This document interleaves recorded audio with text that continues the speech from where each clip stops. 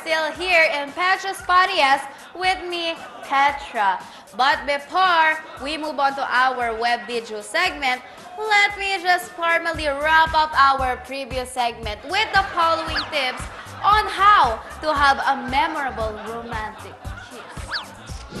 Tip number 1, practice. Like everything else that's pleasurable, nothing ruins a kiss than not knowing how to do it right. So practice, practice, practice. Practice with your arm or hand, with the mirror, with a fruit, with your pillow, or a doll, or an inflatable toy in the shape of a human.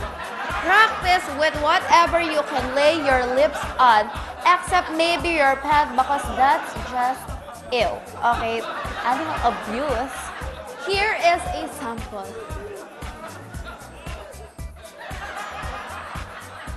Tip number 2, make sure you always have nice smelling breath. Always brush your teeth or use mouthwash after every time you eat, especially after smoking.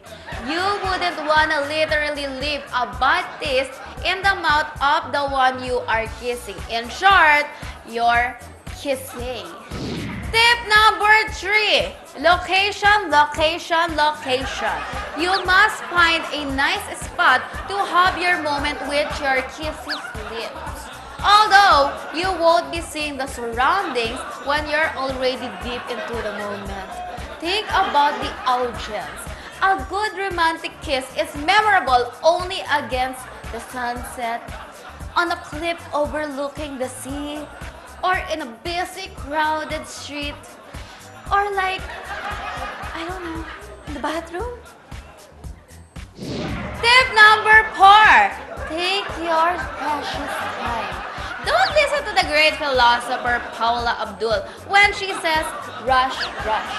A kiss needs to be romantic. It needs to have a life of its own and be left to unravel in its own sweet pace.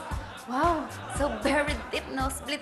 And it should feel like the world is moving ever so slowly. In short, slow motion. And it doesn't start with your lips. It starts by looking into each other's eyes very lovingly and longingly. And then you move your paces closer to each other and then start pouting your lips centimeter by centimeter until they touch, until, oh, you know the rest. Actually, holding up on the kissing for as long as you can makes the moment even more special. Because your audience will anticipate it more and maybe even want it more than you actually do. Here is a sample.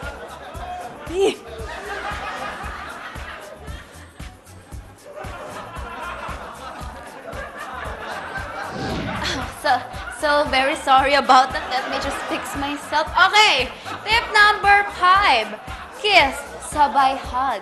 There's a reason you always hear why people say it. It works, so just do it. Kiss sabay hug.